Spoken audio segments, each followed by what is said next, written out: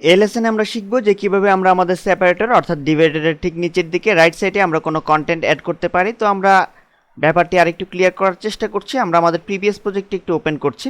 তো আমরা আমাদের প্রিভিয়াস প্রজেক্টের দিকে একটু লক্ষ্য করলে দেখতে পাবো এখানে ঠিক সেপারেটরের নিচের দিকে আমরা একটি টাইটেল ইউজ করেছি, welcome to PhD template making tutorial, এবং এই টাইটেলটির ঠিক নিচের দিকে আমরা কিছু ডামি কন্টেন্ট অ্যাড করেছি। তো এই কাজটি মূলত আমরা এখন আমাদের মূল যে ডকুমেন্ট আছে সেটিতে করব।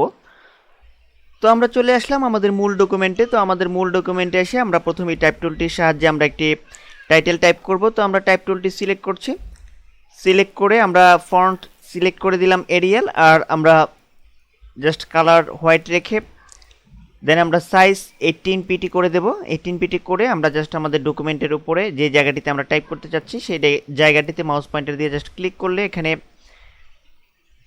একটি কার্সর হাইলাইট হচ্ছে, তো আমরা দেখতে পাচ্ছি। তো আমরা এখানে এখন টাইটেলটি টাইপ করে দেব, welcome to PhD template making tutorial. আমরা আমাদের টাইটেলটি টাইপ কমপ্লিট করেছি। তো এখন আমরা মুভ টুলটির সাহায্যে এটিকে নর্মাল করছি। তো আমরা এটিকে ঠিক জায়গায় প্লেস করে দিতে পারি মাউস দিয়ে ড্র্যাগ করে। তাছাড়া আমরা কিবোর্ড থেকে অ্যারো কির সাহায্যও নিতে পারি। তো এখন আমাদের যে কাজটি করতে হবে, এখন আমি এই টেক্সটটুকুর উপর একটি স্পেশাল ইফেক্ট দেব। তো আমি প্রথমে ফোরগ্রাউন্ড কালার যেটি আছে সেটিকে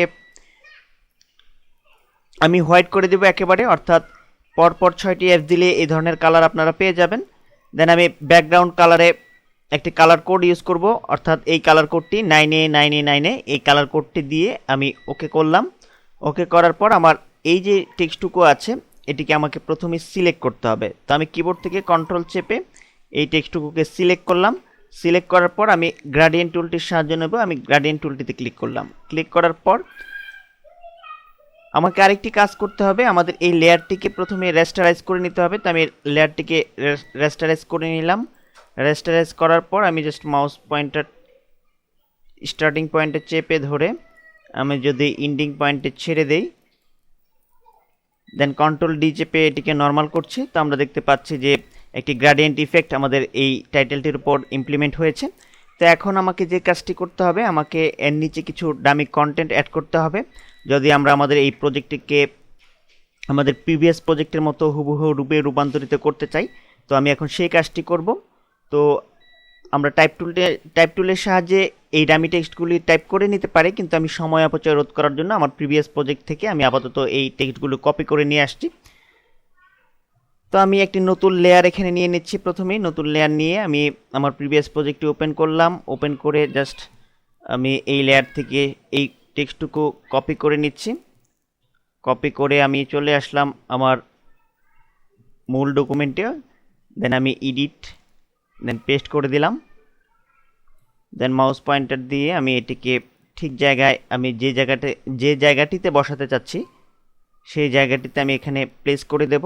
আমি অ্যারো কির সাহায্যে সেটি করতে পারি, তাছাড়া মাউস পয়েন্টার দিয়েও করা যাবে। আমরা টাইটেলটিকে আরেকটু বাঁদিকে সরিয়ে নিয়ে আসছি।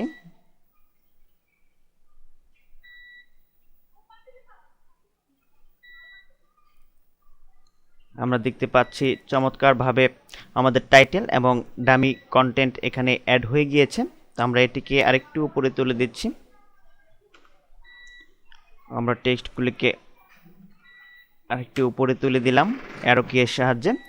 দেন এখন আমরা এই লেয়ারটির একটি নির্দিষ্ট নাম দিতে পারি। আমরা দিয়ে দিচ্ছি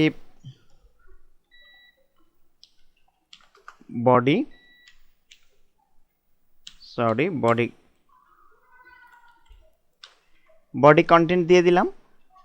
দেন এখন আমরা এই ফাইলটিকে সেভ করব। আমরা কিবোর্ড থেকে কন্ট্রোল এস চেপে এই ফাইলটিকে সেভ করলাম। তো আমাদের বডির অর্থাৎ আমাদের সেপারেটরের ঠিক নিচে আমরা যে কাজটি করতে চেয়েছিলাম, অর্থাৎ একটি টাইটেল ইউজ করে তার নিচে আমরা কিছু ডামি কন্টেন্ট অ্যাড করতে চেয়েছিলাম, সেটি মোটামুটি আমাদের শেষ। তো পরবর্তী লেসনে আমরা শিখব যে কিভাবে আমরা আমাদের এই পিএইচডি টেমপ্লেটে আমরা কোনো সাইডবার অ্যাড করতে পারি।